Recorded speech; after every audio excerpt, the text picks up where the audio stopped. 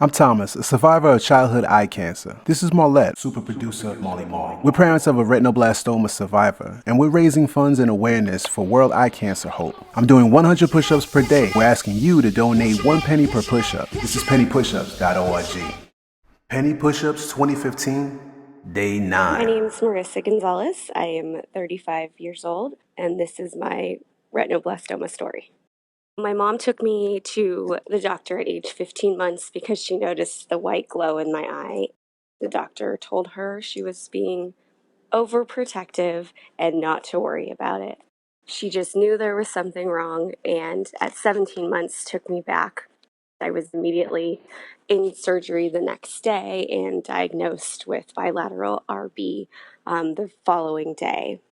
I received 30 days of radiation at 19 months, and at 23 months, my left eye was enucleated.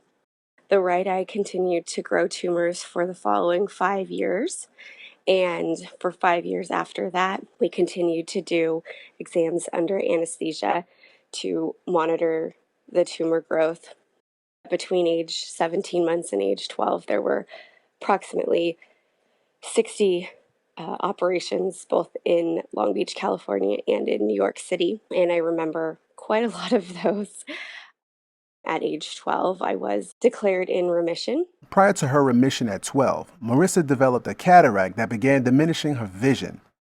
That, along with all the surgeries and learning to cope with a prosthetic eye, Marissa reflects on her childhood. It was pretty rough. I had a single mom. My dad didn't want anything to do with a baby with cancer, so he bolted. And my mom's way of dealing with everything was just very pragmatic. Okay, these are appointments. This is where we need to be. She did not deal with the emotional side very well. We just didn't talk about things. I was pretty introverted, pretty stayed to myself. My mom kept me pretty sheltered. I was just a very good little girl who did exactly what she was told. But it was rough. Kids look for anything to pick on. The radiation as I got older, it stopped the bone growth in my temples. So not only was there a prosthetic eye, but as I grew, there was also a facial deformity. And kids are really mean. The whole emotional side and the loss of a childhood was never dealt with as as a child.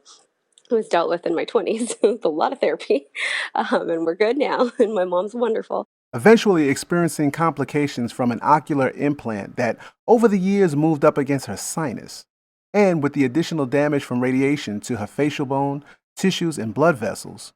Starting at age 21, I've been undergoing many, many massive facial and bone reconstruction surgeries and orbit reconstructions. With more than 70 surgeries at 35 years old, Marissa still has a great outlook.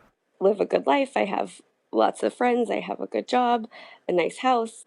I'm very lucky, despite having lots of problems with my right eye and my left eye. It's important to me that I'm able to give back to other people who are in a similar situation, and it's important to spread awareness. Marissa is also a member of World Eye Cancer Hope's Board of Directors. Her hope? My hope would be that through simple education and people spreading the word that babies are diagnosed very early so that it can get caught, get treated. She too is optimistic about the future. One of the areas that she's excited about. Genetics is so amazing. I've had my mutation isolated, so I know if I ever choose to have children and do IVF, they can isolate the mutation before the embryo is even implanted. Thank you, Marissa, for sharing your story and all you do for life and sight for every child. Now, if you're wondering what you can do, donate at pennypushups.org. Share the videos to help spread awareness. Visit WeCHope.org When September for more comes information. around, there's one place to be. pennypushups.org.